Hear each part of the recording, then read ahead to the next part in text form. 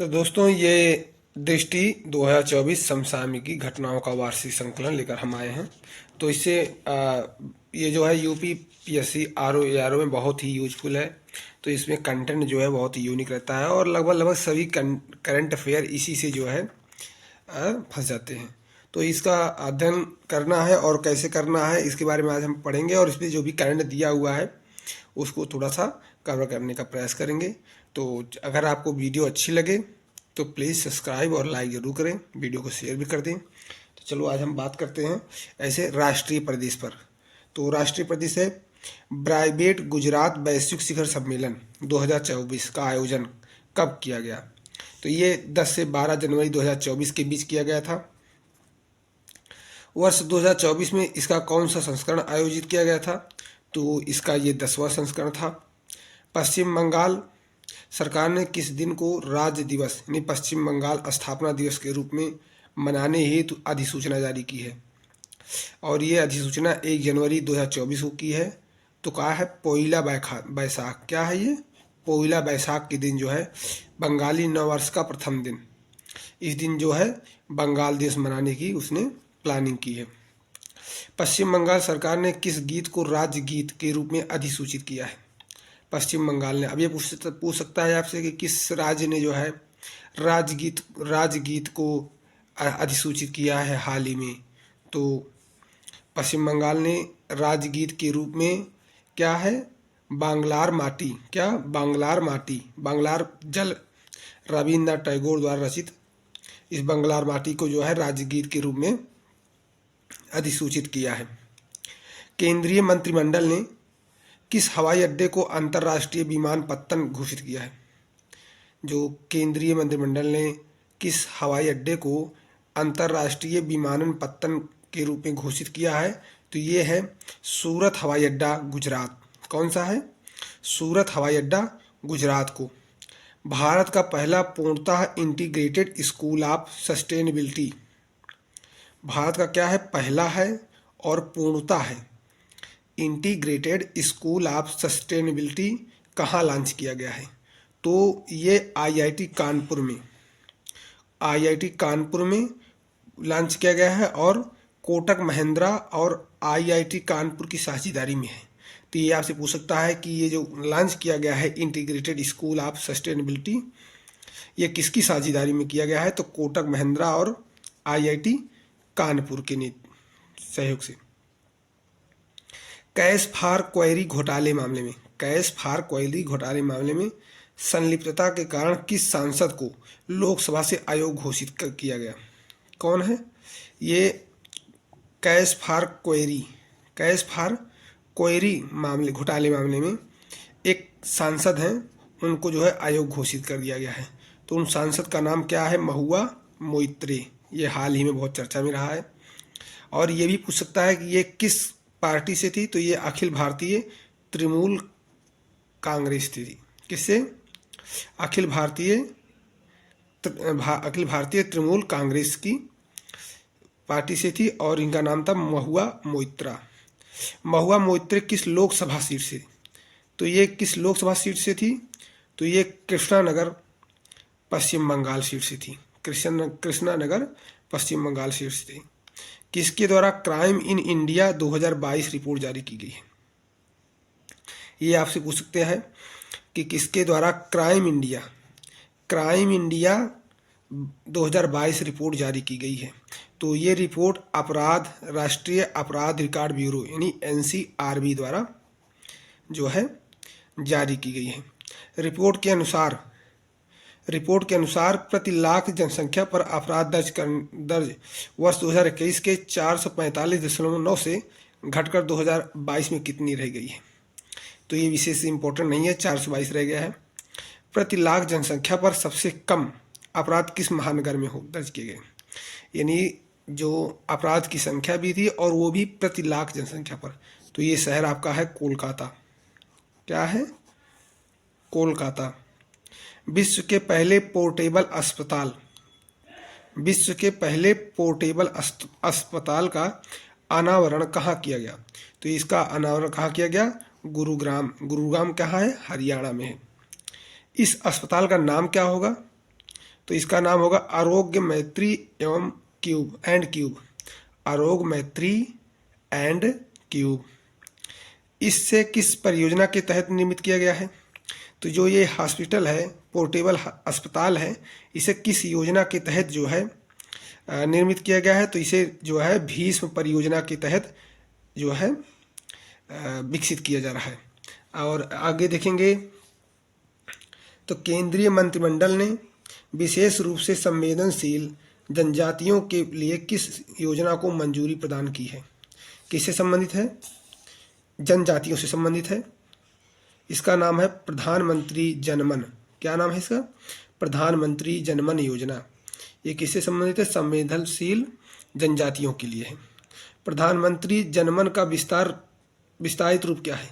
इसका पूरा नाम क्या है? तो प्रधानमंत्री जनजाति आदिवासी न्याय महाअभियान, ये इसका प्रधानमंत्री जनमन का पूरा नाम है।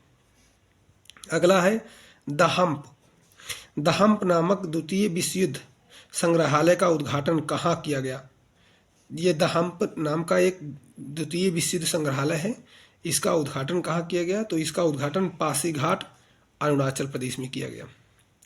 केंद्रीय मंत्रिमंडल ने किस समूह को ड्रोन उपलब्ध कराने से संबंधित एक योजना को मंजूरी दी है? क्या है? एक किसको दी गई योजना? किस समूह को? एक समूह है, ड्रोन उपलब्ध कराने से संबंधित एक योजना को मंजूरी दी है। तो ये है महिला स्वयं सहायता समूहों को, SHG क्या बोलते हैं? Self help group. तो ये महिला स्वयं सहायता समूह है, इनको जो है इसके लिए मंजूरी दी गई है। यह है 10,000वें जन औषधि केंद्र का उद्घाटन। क्या है? 10,000वें जन औषधि केंद्र का उद्घाटन कहाँ किया गया? तो ये एम्स देवघर झारखंड में किया गया। तो कहाँ किया गया? एम्स देवघर झारखंड में किया गया। आयुष्मान भारत हेल्थ और वेलनेस सेंटर का नाम बदलकर क्या कर दिया गया? ये जो आयुष्मान भारत हेल्थ है और वेलनेस सेंटर का नाम बदल करके क्या कर दिया गया? ये देखिए आयुष्मान आरोग्य मंदिर, इसका नाम बदलकर क्या कर दिया गया है? आयुष्मान आरोग्य मंदिर। अगला है काशी तमिल संगम का दूसरा चरण कब आयोजित किया गया? तो ये 17 से 30 दिसंबर 2023 के बीच आयोजित किया गया था। इसका ये दूसरा चरण था। और यह संगम कहाँ आयोजित किया गया था? तो ये आयोजित वाराणसी उत्तर प्रदेश में किया गया।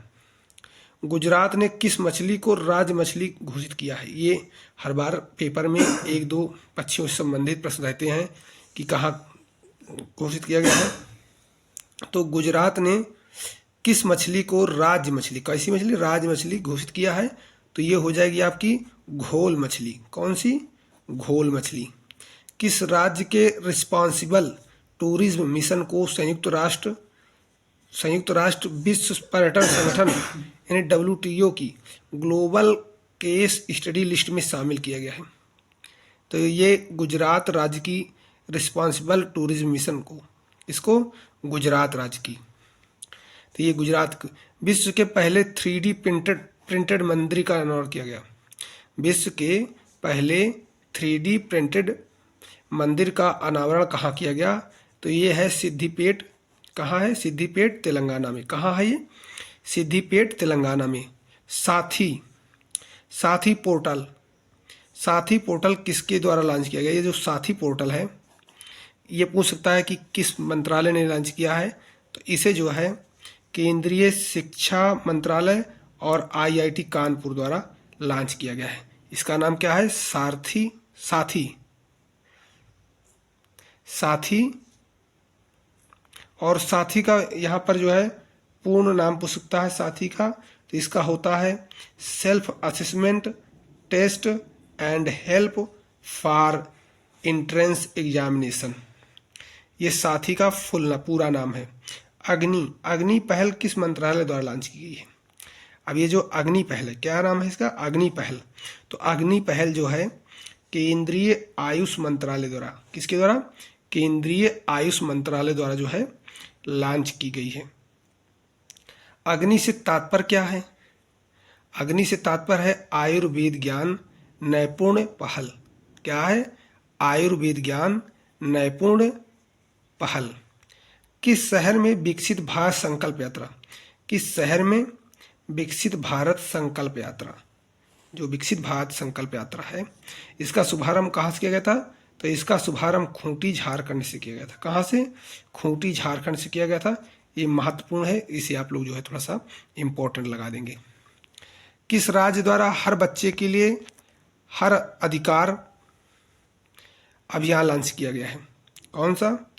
किस राज्य ने हर बच्चे के लिए, हर बच्चे के लिए हर अधिकार, यानी every child have every rights, हर बच्चे के लिए हर अधिकार लॉन्च किया गया। किसके लिए, कहाँ पर है ये?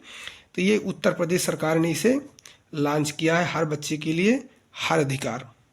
तो ये उत्तर प्रदेश सरकार द्वारा लॉन्च किया गया है।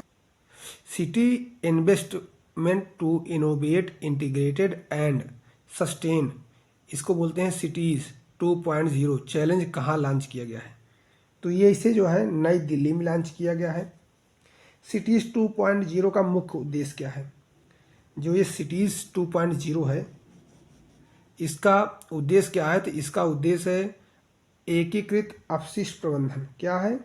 एकीकृत अपशिष्ट प्रबंधन, एकीकृत अपशिष्ट प्रबंधन के साथ चक्रीय अर्थव्यवस्था को बढ़ावा देना। ये इसका इतना बड़ा जो है उत्तर प्रदेश से सबसे पहले भेड़ बकरी पालन प्रशिक्षण केंद्र, ये देखिए उत्तर प्रदेश के पहला, ये पहला भी है, और भेड़ बकरी पालन प्रशिक्षण केंद्र ये महत्वपूर्ण है। तो इसका लोकार्पण कहाँ किया गया है? इसका लोकार्पण इटावा में किया गया है। उत्तर प्रदेश के किस जिले में देश के सबसे बड़े कन्या पूजन कार्यक्रम, ये जो कन्या पूजन कार्यक्रम है इसी को क्या कहा गया? शक्ति बंधन। कन्या पूजन कार्यक्रम जो था इसे शक्ति बंधन कहा गया। और इसका आयोजन कहाँ किया गया? तो इसका आयोजन गोंडा में किया गया। प्रधानमंत्री नरेंद्र मोदी ने अपने चित्तौड़गढ़ राजस्थान दौरे पर किस ऐतिहासिक मंदिर का दौरा किया? तो उसका नाम था सांवरिया सेठ मंदिर। क्या है? सांवरिया सेठ मंदिर। राजस्थान यात्रा के दौरान यहाँ पर प्रधानमंत्री मोदी ने इसका दौरा किया। ISO 9001-2015 प्रमाण पत्र प्रमाणन प्राप्त करने वाला भारत का पहला महिला थाना, ये पूछ सकता है। 9001 और 2015 प्रमाणन प्राप्त करने वाला एकमात्र और भारत का पहला थाना, महिला थाना, तो यह है भोपाल मध्य प्रदेश में। देश की पहली रैपिड रेल सेवा, देश की पहली रैपिड रेल सेवा, देश की पहली रैपिड रेल सेवा को क्या नाम दिया गया? जो ये रैपिड रेल सेवा है इसको क्या नाम दिया गया? इसको दिया गया है नमो भारत। देश की पहली रैपिड रेल सेवा को नमो भारत नाम दिया गया है। अगला है राष्ट्रव्यापी ऑपरेशन चक्र 2, राष्ट्रव्यापी ऑपरेशन चक्र 2 नामक अभियान किसने प्रारंभ किया है? राष्ट्रव्यापी ऑपरेशन चक्र 2 नामक अभियान किसने प्रारंभ किया है? तो इसको जो है केंद्रीय जांच ब्यूरो जिसको बोलते हैं CBI ने शुरू किया है। यह अभियान किसके खिलाफ प्रारंभ किया गया है? तो ये ऑपरेशन चक्र 2 संगठित साइबर अपराध के खिलाफ जो है प्रारंभ किया गया है। गृह मंत्री अमित शाह ने किस शहर में समाऊ शहीद स्मारक, कौन सा? समाऊ शहीद स्मारक एवं पुस्तकालय का उद्घाटन किया है? तो इसको गांधीनगर गुजरात में किया है। क्या नाम है इसका? समाऊ शहीद स्मारक एवं पुस्तकालय। तो कहाँ पर किया है इसे गुजरात में किया है। अगला है यह स्मारक किस क्रांति से संबंधित है? तो ये जो समाऊ शहीद स्मारक है ये किस क्रांति से संबंधित है? तो ये जो है आपका 1857 की क्रांति से संबंधित है। किससे संबंधित है? 1857 की क्रांति से संबंधित है। प्रधानमंत्री नरेंद्र मोदी ने युवा विकास के लिए किस नए सरकारी मंच को लॉन्च किया है? तो प्रधानमंत्री नरेंद्र मोदी ने युवा विकास के लिए मेरा युवा भारत, क्या है? मेरा युवा भारत सरकारी मंच को लॉन्च किया है। उत्तर प्रदेश राज्य का जलीय जीव किसे घोषित किया गया है? तो ये पुराना है लेकिन आप लोग जान लीजिए उत्तर प्रदेश राज्य का जलीय जीव क्या है? जलीय जीव, एक्वाटिक लाइफ। किसे घोषित किया गया है? गांगे डॉल्फिन को। किसको? गांगे डॉल्फिन को। भारत का पहला हरित ऊर्जा पुरातत्व स्थल, भारत का पहला हरित ऊर्जा पुरातत्व स्थल कौन बना? तो ये बना है तट मंदिर। और तट मंदिर कहाँ है? तमिलनाडु में है। कहाँ है? तमिलनाडु में है। अगला है देश का दूसरा राज्य जिसने जाति आधारित जनगणना कराई है। देश का दूसरा राज्य जिसने जाति आधारित सर्वेक्षण कराने की घोषणा की है। तो जाति आधारित सर्वेक्षण कराने की घोषणा राजस्थान ने की है। और देश का जाति आधारित सर्वेक्षण करने वाला पहला राज्य कौन सा है? बिहार है। और दूसरा घोषणा किसने की है? राजस्थान ने की है।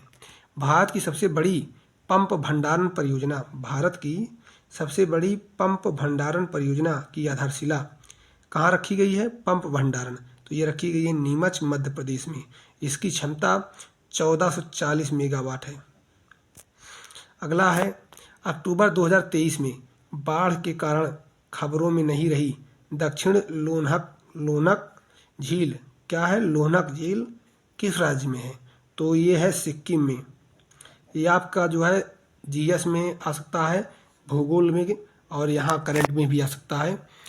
अगला है विजयपुर औरैया फूलपुर पाइपलाइन परियोजना को किसके द्वारा राष्ट्र को समर्पित किया गया? तो किसके द्वारा? प्रधानमंत्री नरेंद्र मोदी द्वारा। क्या नाम है? विजयपुर औरैया फूलपुर पाइपलाइन। अगला है यह परियोजना किन राज्यों में विस्तृत है? तो ये जो विजयपुर औरैया फूलपुर पाइपलाइन परियोजना है ये मध्य प्रदेश और उत्तर प्रदेश में विस्तृत है। कहाँ है? उत्तर प्रदेश और मध्य प्रदेश में विकसित है। स्वच्छ भारत मिशन ग्रामीण चरण द्वितीय के तहत किस राज्य को 100% ODF प्लस 100% ODF प्लस का दर्जा प्रदान किया गया है? तो ये है अपना उत्तर प्रदेश। तो जो हाल ही में परीक्षाएं होने वाली हैं ये उत्तर प्रदेश से हैं। तो उत्तर प्रदेश ने जो भी रिकॉर्ड बनाए हैं उनके बारे में विशेषता जानकारी होनी चाहिए, क्योंकि ये जो परीक्षाएं होने वाली हैं उत्तर प्रदेश से संबंधित हैं। तो उत्तर प्रदेश के बारे में जानकारी रखना बेहद ज़रूरी है। पहला नीलगिरी तहर दिवस, एक नीलगिरी तहर एक पक्षी है, उसका दिवस मनाया गया और पहली बार मनाया गया तो इस 7 अक्टूबर 2023 को मनाया गया। नीलगिरी तहर किस राज्य का राजकीय पशु है? सॉरी, हमने पक्षी कहा, ये तहर जो होता है, तहर 12 सिंगे की तरह होता है, एक पशु है। ये नीलगिरी तहर किस राज्य का राजकीय पशु है? तो ये तमिलनाडु का। किसका है? तमिलनाडु का।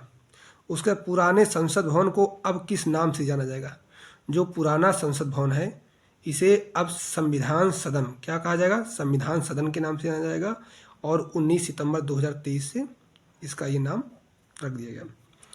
आदि शंकराचार्य की, किसकी? आदि शंकराचार्य की स्टैचू ऑफ वननेस। अब आपसे ये भी पूछ सकता है कि स्टैचू ऑफ वननेस किस महान पुरुष से संबंधित है? तो भी यहाँ पर आपको ये शंकराचार्य याद रखना होगा। और ये भी कहा जा सकता है कि शंकराचार्य की स्मृति में कहाँ पर स्टैचू ऑफ वननेस का अनावरण किया गया है? तो ये कहाँ है? ओंकारेश्वर में क्या है? तो कहाँ है? मध्य प्रदेश में है। महिला आरक्षण विधेयक 2023 लोकसभा में कब पारित हुआ? तो ये 20 सितंबर 2023 को पारित हुआ। इस विधेयक को राज्यसभा में कब पारित किया गया? तो इसे 21 सितंबर 2023 को पारित किया गया था राज्यसभा में। या कौन सा संविधान संशोधन विधेयक होगा? तो यह 128वां, कितना? 128वां संविधान संशोधन विधेयक होगा, जो कि महिलाओं के लिए कितने % आरक्षण की बात करता है? सितंबर 2023 में किस पशु को खाद्य पशु के रूप में मान्यता प्रदान की गई? कौन सा? ये सितंबर में किस पशु को, एक पशु है जिसे खाद्य पशु के रूप में मान्यता दी, इसका नाम क्या है? मिथुन एक पशु है, इसे खाद्य पशु के रूप में मान्यता दी गई। केंद्र सरकार ने कारीगरों के लिए कौन सी योजना प्रारंभ की है? कारीगरों के लिए यानी कारीगर हुए जो निर्माण कार्य में लगे हुए हैं, उन्हें विश्वकर्मा योजना के तहत क्या है, विश्वकर्मा योजना के तहत योजना मंजूरी की। विश्व की किस सबसे बड़ी MICE सुविधाओं में से एक प्रधानमंत्री नरेंद्र मोदी ने उद्घाटन किया है? तो क्या है, यशोभूमि। MICE क्या है? MICE सुविधाओं को पूर्ण रूप क्या है? तो इसको बोलते हैं बैठकें, प्रोत्साहन, सम्मेलन और प्रदर्शनियां, meetings, incentives, conference and exhibition. तो ये इसका संपूर्ण नेम है और ये MICE संक्षिप्त नेम है। प्रधानमंत्री नरेंद्र मोदी ने कहाँ पर एथिलीन क्रैकर परियोजना की आधारशिला रखी? कहाँ पर प्रधानमंत्री मोदी ने कहाँ पर एथिलीन क्रैकर परियोजना की आधारशिला रखी? तो ये बीना कहाँ है? मध्य प्रदेश में है। तो बीना रिफाइनरी में जो है इसको आधारशिला रखी गई इसकी। किस राज्य ने देश की पहली सेवा क्षेत्र नीति को मंजूरी दी है? किस राज्य ने राज्य की पहली सेवा क्षेत्र नीति, कौन सी सेवा क्षेत्र नीति को मंजूरी दी है? तो इससे उत्तराखंड सरकार ने। भारतीय सेना ने पूर्व सैनिकों और शहीदों के परिजनों के कल्याण के लिए, भारतीय सेना ने पूर्व सैनिकों और शहीदों के परिजनों के कल्याण के लिए कौन सा प्रोजेक्ट जो लॉन्च किया है? तो इसका है प्रोजेक्ट नमन। क्या है? प्रोजेक्ट नमन। इस योजना का नाम है प्रोजेक्ट नमन। केंद्रीय मंत्रिमंडल ने उज्ज्वला योजना को किस वर्ष तक विस्तारित करने की मंजूरी प्रदान की? ये जो उज्ज्वला योजना है, अब आप लोग बताएंगे ये उज्ज्वला योजना किससे संबंधित है, को किस वर्ष तक विस्तारित करने को मंजूरी प्रदान की? तो ये वर्ष 2025-26 तक इसे विस्तारित कर देने की मंजूरी प्रदान कर दी गई है। स्वच्छ वायु सर्वेक्षण 2023 में राष्ट्रीय स्तर पर 10 लाख से अधिक की आबादी पर शीर्ष 3 शहर हैं। 10 लाख से अधिक आबादी वाले शहरों में 3 शहर शीर्ष पर हैं। पहला है इंदौर, दूसरा अपने उत्तर प्रदेश का आगरा और तीसरा है महाराष्ट्र का ठाणे। तो यहाँ आगरा महत्वपूर्ण हो जाता है, आप लोग देख लेना। केंद्र सरकार ने ऊधमपुर रेलवे स्टेशन का नाम बदलकर, क्या है, ऊधमपुर रेलवे स्टेशन का नाम बदलकर क्या रखने को अपनी मंजूरी प्रदान की? तो इसको नाम दे दिया गया है शहीद कैप्टन तुषार महाजन। क्या है? शहीद कैप्टन तुषार महाजन रेलवे स्टेशन। उत्तर प्रदेश राज्य की किस नदी में जटायु क्रूज सेवा, इसमें जटायु क्रूज सेवा प्रारंभ की गई है? तो ये सरयू नदी में। किसमें? सरयू नदी। और सरयू नदी के किनारे कौन सा विश्व पर्यटक स्थल स्थापित किया जा रहा है, आप बताओगे? उत्तर प्रदेश का पहला glass sky walk, Uttar Pradesh का पहला है ग्लास स्काई वॉक कहाँ बनाया जा रहा है? चित्रकूट में। कहाँ बनाया जा रहा है? चित्रकूट में ग्लास स्काई वॉक है। आयुष्मान भव अभियान का उद्घाटन कहाँ से किया गया है? तो ये है गांधीनगर, गुजरात, आभासी रूप से। कहाँ से किया गया है? गांधीनगर, गुजरात से। अब हम चर्चा करने वाले हैं अंतर्राष्ट्रीय। किस पर? अंतर्राष्ट्रीय। जैसे पोलैंड के नए प्रधानमंत्री के रूप में किसने शपथ ग्रहण की है? क्या है? पोलैंड के प्रधानमंत्री के रूप में किसने शपथ ग्रहण की है? तो वो है डोनाल्ड टस्क। कौन है? डोनाल्ड टस्क ने जो है पोलैंड के प्रधानमंत्री के रूप में शपथ ग्रहण की है। क्वालिटी ऑफ लिविंग सिटी, ये क्या है? Quality of living city ranking 2023 किसके द्वारा जारी की गई? तो ये जो है मर्सर द्वारा जारी की। किसके द्वारा? मर्सर द्वारा। रैंकिंग में कितने शहरों को शामिल किया गया है? तो इसमें 241 शहरों को शामिल किया गया है। रैंकिंग में 3 शीर्ष शहर हैं। पहला है वियना, ऑस्ट्रिया का है, दूसरा ज्यूरिख, स्विट्जरलैंड का है, और तीसरा ऑकलैंड है, न्यूजीलैंड का। ये शीर्ष 3 शहर हैं। रैंकिंग में कितने भारतीय शहरों को शामिल किया गया है? तो ये इस रैंकिंग में भारत के 7 शहर शामिल हैं।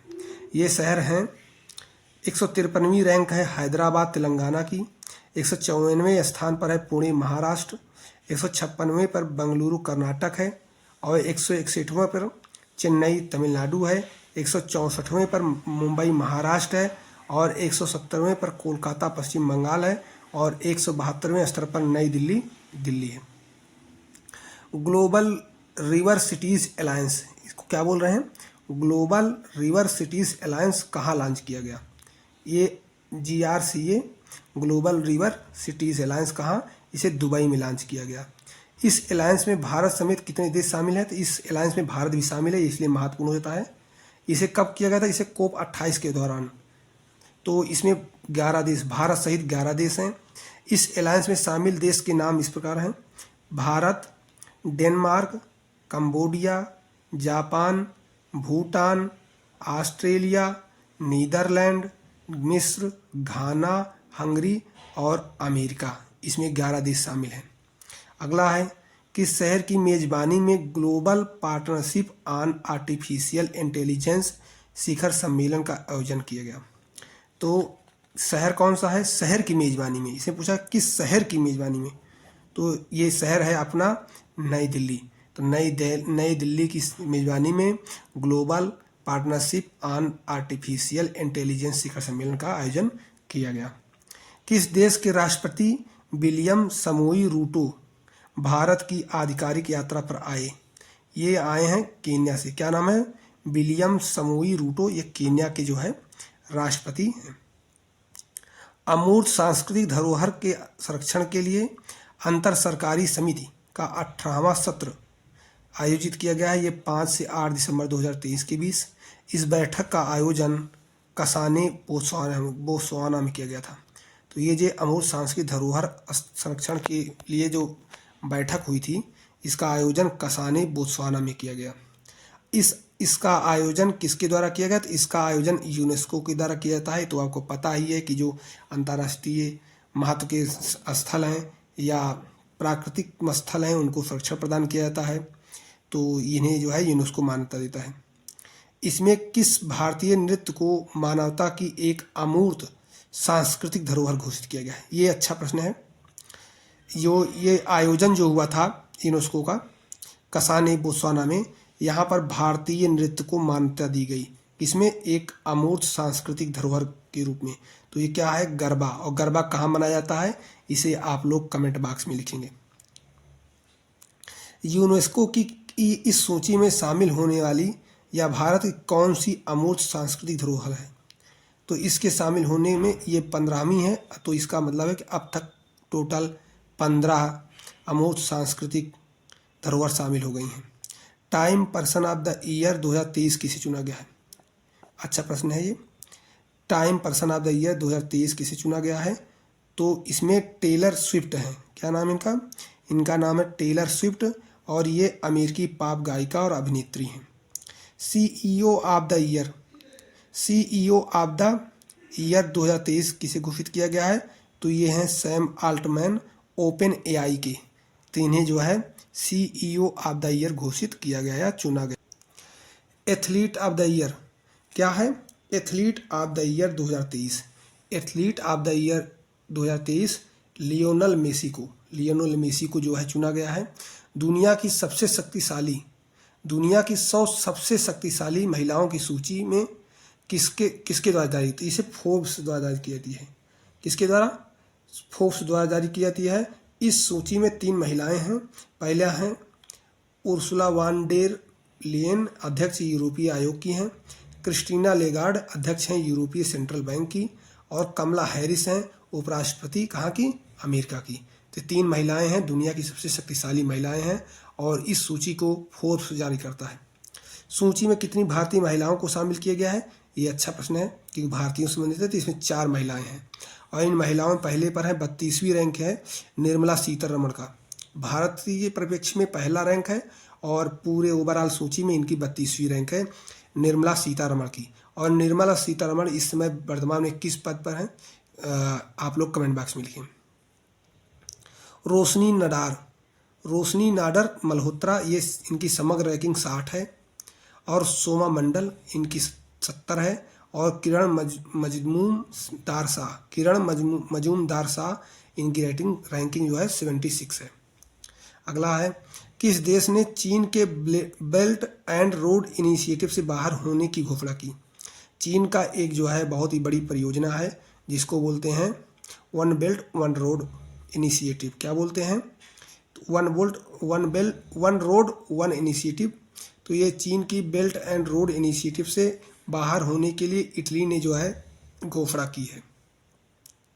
भारत ने किस देश के साथ संयुक्त रूप से लीड IT 2.0 का शुभारंभ किया? लीड IT, इसका शुभारंभ भारत ने स्वीडन के साथ किया है। लीड IT 2.0 का पूरा नाम है leadership group for industry transition 2.0। किस देश को अंतर्राष्ट्रीय समुद्री संगठन परिषद के लिए पुनः निर्वाचित कर लिया गया? ये अच्छा है।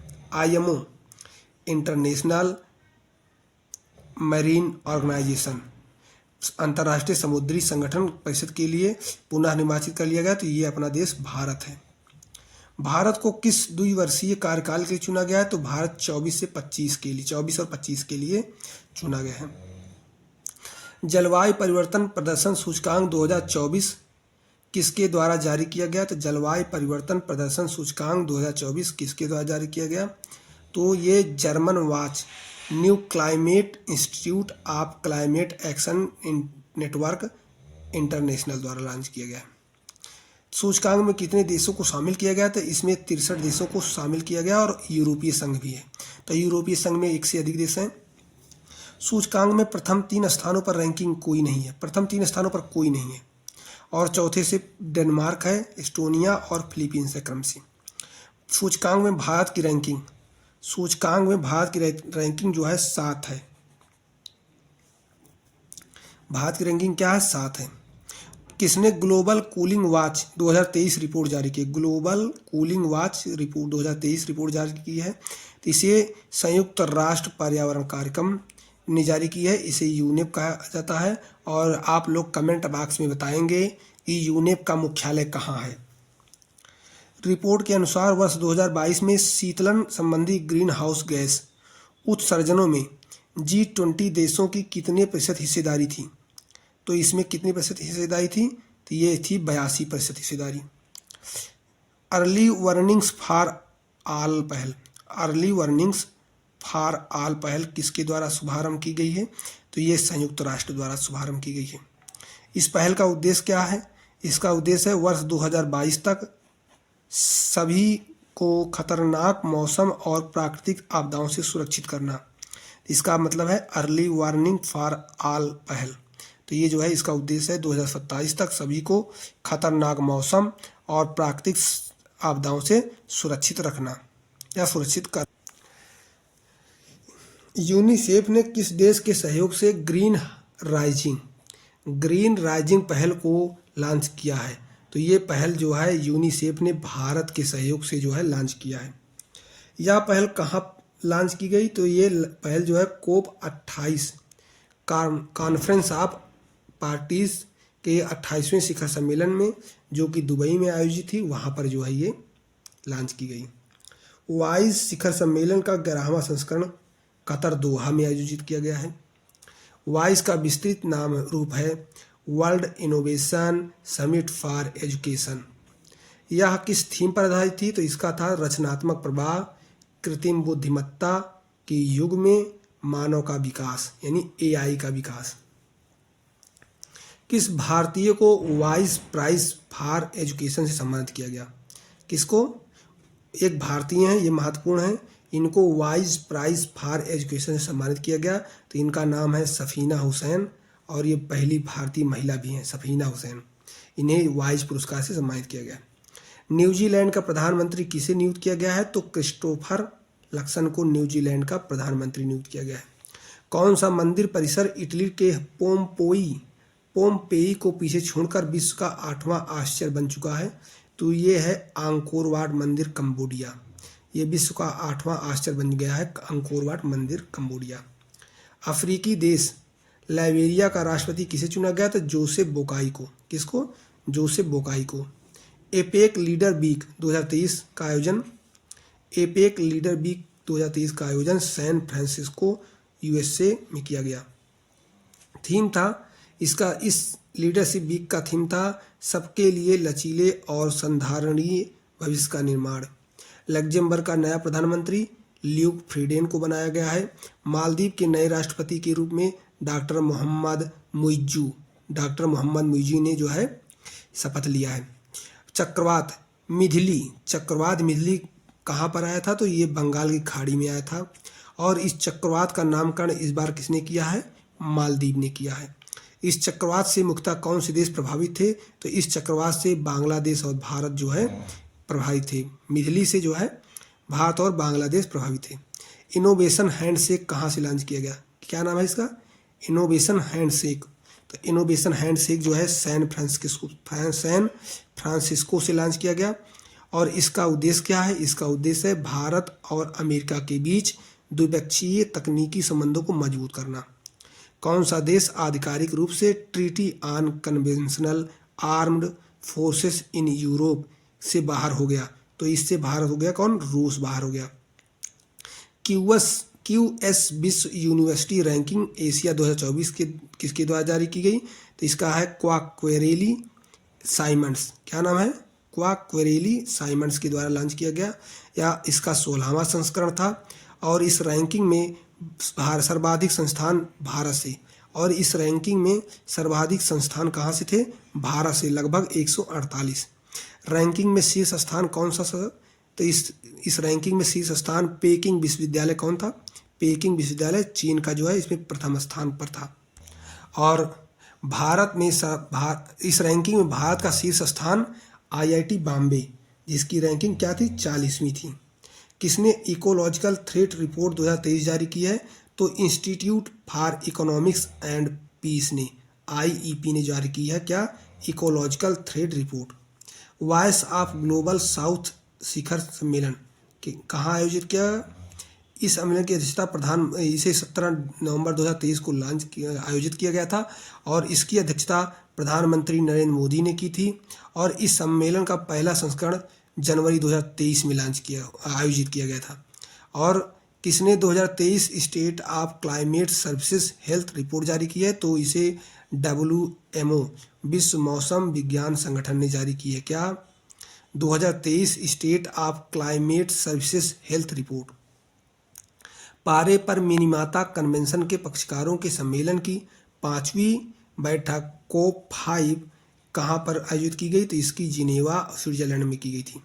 चीन के बेल्ट एंड रोड इनिशिएटिव से बाहर निकलने की घोषणा किस देश ने की? फिलीपींस ने। और इसके पहले किसने कर दी थी? इटली ने भी कर दी है। प्रथम ग्लोबल AI सेफ्टी समिट में कितने देशों ने कृत्रिम बुद्धिमत्ता से जुड़े जोखिमों को रोकने के लिए विश्व के पहले समझौते पर हस्ताक्षर किए? 28 देशों ने जो AI से संबंधित जोखिम है इसको रोकने के लिए एक समझौते पर हस्ताक्षर किए हैं। इस समझौते को क्या नाम दिया गया है? तो ब्लेचली घोषणा। क्या? ब्लेचली घोषणा। कितने शहरों को वर्ल्ड सिटीज डे के अवसर पर यूनेस्को क्रिएटिव सिटीज नेटवर्क में शामिल किया गया? तो 55 शहरों को। और इनमें भारत से कौन शहर शामिल है? तो इसमें भारत का ग्वालियर शहर शामिल है, और कोझिकोड जो है ग्वालियर संगीत के लिए, और कोझिकोड जो है साहित्य के लिए शामिल है। किसमें? वर्ल्ड सिटीज डे के अवसर पर यूनेस्को क्रिएटिव सिटीज नेटवर्क में भारत के 2 शहर ग्वालियर संगीत के लिए और कोझिकोड साहित्य के लिए शामिल है। किस संस्था ने एडाप्टेशन गैप रिपोर्ट 2023 जारी की है? तो इसे यूनेप ने जारी किया है, जिसका नाम है यूनाइटेड नेशन इन्वायरमेंट प्रोग्राम। यह रिपोर्ट किससे संबंधित है? तो ये जलवायु परिवर्तन से संबंधित है। जलवायु परिवर्तन से संबंधित कार्यों पर जो है विशेष ध्यान देती है। 24 अक्टूबर 2023 को वर्ष 2030 तक नदी डॉल्फिन के संरक्षण के लिए वैश्विक घोषणा पत्र कितने देशों में हस्ताक्षर किया? तो 11 देशों में। ये 11 देश इस प्रकार हैं: Bangladesh, Bolivia, Brazil, Cambodia, Colombia, Ecuador, Bharat, Nepal, Pakistan, Peru एवं वेनेजुएला। नदी डॉल्फिन के संरक्षण के लिए वैश्विक घोषणा पत्र पर हस्ताक्षर बगोटा, कोलंबिया में किया गया। अंतर्राष्ट्रीय प्रतिस्पर्धा नेटवर्क के संचालन समूह का सदस्य कौन बना? तो अंतर्राष्ट्रीय प्रतिस्पर्धा नेटवर्क संचालन समूह का अध्यक्ष भारतीय प्रतिस्पर्धा आयोग बना। स्लोवाकिया का प्रधानमंत्री रॉबर्ट पीको को नियुक्त किया गया। किसको? रॉबर्ट पीको को नियुक्त किया गया। अब बात करते हैं आर्थिकी से। तो वैश्विक मेगा वस्त्र कार्यक्रम भारत टेक्स 2024 कहाँ आयोजित किया गया? तो ये आपके नई दिल्ली में आयोजित किया गया है। यह कार्यक्रम कब आयोजित किया जाएगा? तो 26 से 29 फरवरी 2024 को। ड्रग्स और अपराध पर संयुक्त राष्ट्र कार्यालय के अनुसार अफीम का शीर्ष उत्पादक देश कौन बन गया है? म्यांमार है। इसके पहले कौन था? अफगानिस्तान था। आकांक्षी ब्लॉक कार्यक्रम के लिए पहली डेल्टा रैंकिंग किसके द्वारा जारी की गई? तो किसके द्वारा? नीति आयोग के द्वारा। किसके द्वारा? नीति आयोग के द्वारा जारी की गई। शेष 2 ब्लॉक, तिरियानी ब्लॉक, कुमारम भीम आसिफाबाद जिला तेलंगाना। दूसरा है कौशाम्बी ब्लॉक, कौशाम्बी उत्तर प्रदेश, यानी उत्तर प्रदेश का ये कौशाम्बी ब्लॉक शीर्ष स्थान पर है, दूसरे नंबर पर है। किसने building adaptation and resilience in the Hindu Kush Himalayas नामक पहल शुरू की है? एशियाई विकास बैंक, ADB। अब आप लोग कमेंट बॉक्स में बताएंगे कि ADB का मुख्यालय कहाँ है। इस पहल के तहत ADB किन देशों को जलवायु अनुकूलन में सहायता करेगा? तो इसके लिए नेपाल और भूटान को ADB क्या करेगा? सहायता उपलब्ध कराएगा। स्वास्थ्य और सुरक्षा पर 23वीं विश्व कांग्रेस का आयोजन कहाँ किया गया? किस पर? स्वास्थ्य और सुरक्षा पर विश्व कांग्रेस का आयोजन सिडनी, ऑस्ट्रेलिया में किया गया। इस कांग्रेस में ISSA विजन 0 2023 पुरस्कार किसने जीता?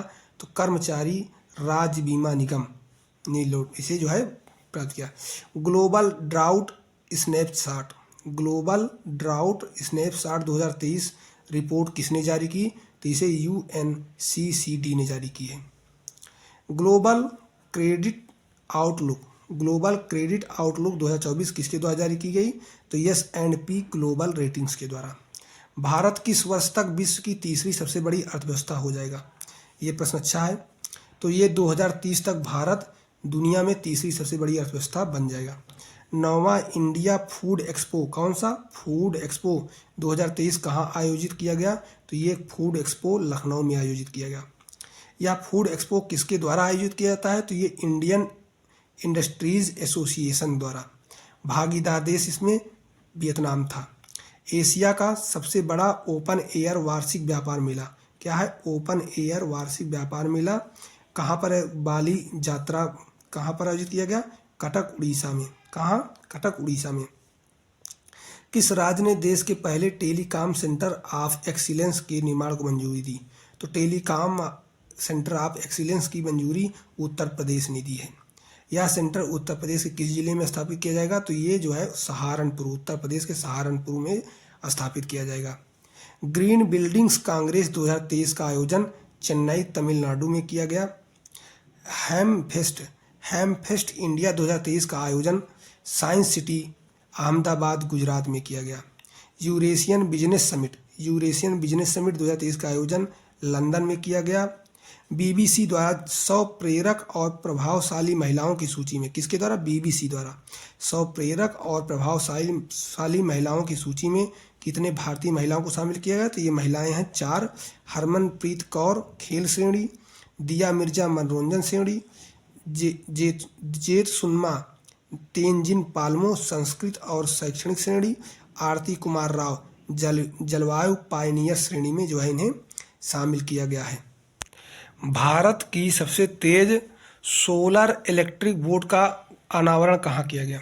क्या है? भारत की सबसे तेज सोलर इलेक्ट्रिक बोट का अनावरण अलापुझा, केरल में किया गया। कहाँ किया गया? अलापुझा, केरल में किया गया। इस इलेक्ट्रिक सोलर बोट का क्या नाम है? इसका नाम है बाराकुडा। क्या नाम है इसका? बाराकुडा। किस संस्था ने जल से आर्सेनिक और धातु आयनों को हटाने हेतु अमृत नामक तकनीकी का विकास किया है? क्या नाम है उसका? IIT मद्रास ने। तो ज़्यादातर मामलों में खोज क्या करती है? IIT मद्रास। अमृत का पूरा नाम है arsenic and metal removal by Indian technology. किस संस्था ने जामुन के वृक्ष का पहला जीनोम अनुक्रमण किया है? तो भारतीय विज्ञान शिक्षा और अनुसंधान संस्थान कौन? भोपाल ने किया है। किस देश ने मीथेन लिक्विड ऑक्सीजन, क्या नाम है इसका? मीथेन लिक्विड ऑक्सीजन संचालित रॉकेट से 3 उपग्रहों को लॉन्च किया गया है? तो किस देश ने किया है? चीन ने किया है। किससे किया है? मीथेन लिक्विड ऑक्सीजन संचालित रॉकेट से। किस देश ने विश्व की सबसे गहरी भूमिगत भौतिक विज्ञान प्रयोगशाला का शुभारंभ? ये दुनिया की सबसे गहरी भूमिगत भौतिक विज्ञान प्रयोगशाला है। इसको लॉन्च किया है किसने? चीन ने। यह पृथ्वी के तल से कितने मीटर गहराई पर है? तो ये लगभग 2400 मीटर की गहराई पर है। इस प्रयोगशाला का लक्ष्य है डार्क मैटर की खोज करना। किसका? Dark matter. ब्रह्मांड की जो विकास के लिए मूल तत्व है उसका नाम क्या है? डार्क मैटर, जिसके बारे में कुछ भी जानकारी नहीं है किसी को। साइबेरियन बाघों के पहले जोड़े को भारत में किस देश से लाया जा गया? तो ये साइबेरियन बाघ हैं, इनके पहले जोड़े को भारत में किस देश से लाया जाएगा? तो ये लाया जाएगा साइप्रस से। कहाँ से ले जाएगा? साइप्रस से। इस जोड़े को किस पार्क में रखा जाएगा? तो इस जोड़े को पद्मजा नायडू हिमालयन जूलॉजिकल पार्क, क्या नाम है? पद्मजा नायडू हिमालयन जूलॉजिकल पार्क, दार्जिलिंग पश्चिम बंगाल में है। तो यहाँ पर इनको जो है आवासित कराया जाएगा। इनके नाम क्या है? इनके नाम है लारा और अकामास। क्या नाम है? लारा और अकामास। ये साइबेरियन बाघों के जोड़ों के नाम है। ओपन सोर्स एआई डेवलपमेंट के लिए एआई अलायंस लॉन्च करने की घोषणा किसने की है? तो मेटा और आईबीएम ने की है। किस देश के द्वारा विश्व के पहले चौथी पीढ़ी के परमाणु रिएक्टर, विश्व का पहला चौथी पीढ़ी का परमाणु रिएक्टर है, शुभारंभ किया गया है? तो इसे चीन द्वारा शुभारंभ किया गया है। विश्व के सबसे बड़े परमाणु संयंत्र रिएक्टर का परिचालन कहाँ के शुरू हुआ था? तो ये जापान में। विश्व का सबसे बड़ा परमाणु संयंत्र रिएक्टर किस पर है आधारित है? संयंत्र रिएक्टर है, और ये कहाँ पर है? जापान में है। इस परमाणु संयंत्र रिएक्टर का नाम है JT-60SA। JT-60SA नाम है इसका। जापान और किसके बीच की यह संयुक्त परियोजना है? जापान और यूरोपीय संघ के बीच की ये संयुक्त परियोजना है। किस देश ने अंतरिक्ष में जैविक कैप्सूल भेजा है? तो जैविक कैप्सूल किसने भेजा है? इसे ईरान ने भेजा है। किसने निम्न भूकक्षा के लिए उपग्रह विनिर्माण हेतु सैटेलाइट इंक के साथ अनुबंध कर हस्ताक्षर किए हैं? Tata advanced system limited. क्या नाम है? टाटा एडवांस सिस्टम लिमिटेड के द्वारा जो है किया गया है। पहले निम्न भूकक्षा उपग्रह को किस नाम से जाना जाता है? तो TSAT-1A। क्या होगा? TSAT-1A। किसने NI ऑन मीथेन शीर्षक से वर्ष 2023 हेतु रिपोर्ट जारी की है? तो इसे इंटरनेशनल मीथेन एमिशन ऑब्जर्वेटरी ने जारी की है। संक्षिप्तियाँ। भारत अंतर्राष्ट्रीय विज्ञान महोत्सव 2023 का आयोजन कहाँ किया जाएगा? तो इसका आयोजन फरीदाबाद में किया जाएगा। और बिम्स्टेक के नए महासचिव के रूप में बिम्स्टेक के महासचिव के रूप में किसने पद ग्रहण किया? तो इंद्रमणि पांडे ने जो है पद ग्रहण किया है। International institute for the unification of private law की गवर्निंग काउंसिल के लिए किस भारतीय महिला उम्मीदवार को चुना गया है? तो उमा शेखर को जो है चुना गया है। भारत के कितने अधिकारियों को श्रीलंका के गोल्डन आउल सम्मान से पुरस्कृत किया गया है? तो इसमें 3 अधिकारी हैं। Wing commander Sumit Mahajan, major Rohit, lieutenant commander Sunny Sharma को। किसको संयुक्त रूप से इंदिरा गांधी शांति निःशस्त्रीकरण एवं विकास पुरस्कार 2023 से सम्मानित किए जाने की घोषणा की गई है? तो ये हैं डैनियल बरेनबोइम और अली अबू अब्बाद। तो इटली के सर्वोच्च सम्मान द ऑर्डर ऑफ मेरिट से किसे सम्मानित किया गया है? तो इससे कबीर बेदी को सम्मानित किया गया है। 33वां व्यास सम्मान जो साहित्य के क्षेत्र से संबंधित है, 33वां व्यास सम्मान 2023 किसे प्रदान किया गया है? तो इसे पुष्पा भारती को प्रदान किया गया है। पुष्पा भारती को यह सम्मान उनके किस संस्मरण के लिए दिया गया है? तो इनका इस संस्मरण का नाम है यादें यादें और यादें। सियाचिन में तैनात होने वाली प्रथम महिला चिकित्सा अधिकारी, सियाचिन में तैनात होने वाली प्रथम महिला चिकित्सा अधिकारी, इनका नाम है कैप्टन गीतिका कौल। क्या नाम है इनका? कैप्टन गीतिका कौल। सियाचिन ग्लेशियर के किसी ऑपरेशनल पोस्ट पर तैनात होने वाली पहली महिला चिकित्सा अधिकारी कैप्टन फातिमा वसीम है।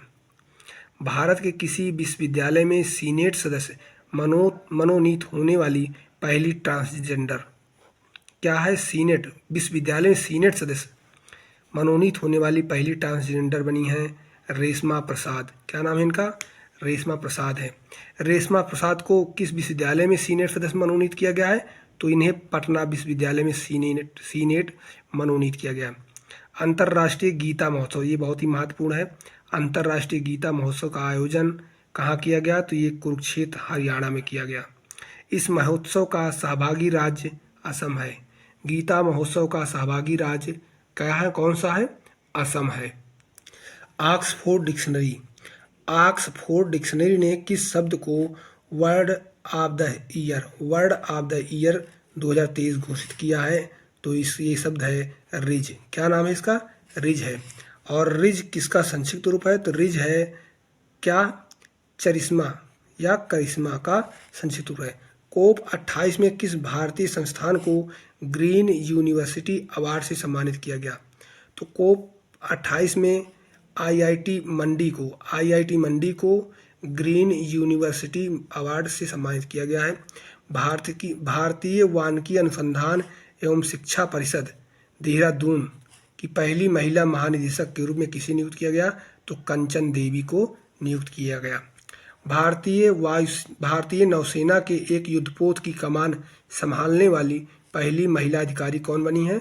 लेफ्टिनेंट कमांडर प्रेरणा Devasthali.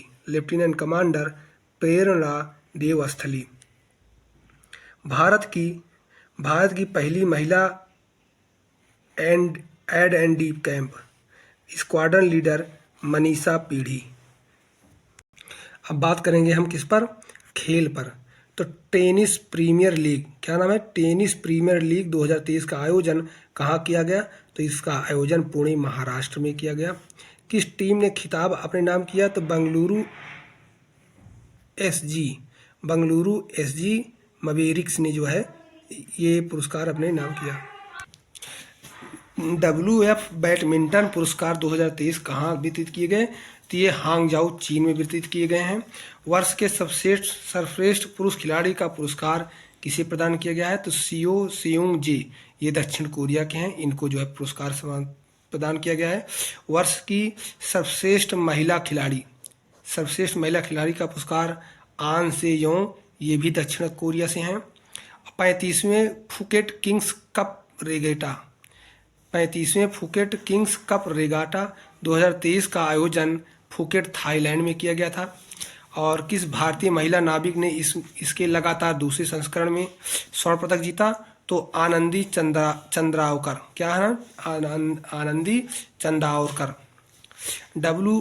BWF world tour finals 2023 का आयोजन कहाँ किया गया? तो ये हांगझाऊ चीन में किया गया था। 37वें राष्ट्रीय खेलों का आयोजन कहाँ किया जाएगा? तो गोवा में पहली बार। 37वें राष्ट्रीय खेलों का शुभंकर क्या है? मोगा, एक भारतीय बाइसन। क्या है? एक भारतीय बाइसन।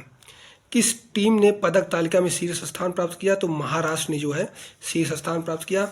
उत्तर प्रदेश को पदक तालिका में कौन सा स्थान? तो इसे 15वां स्थान प्राप्त हुआ।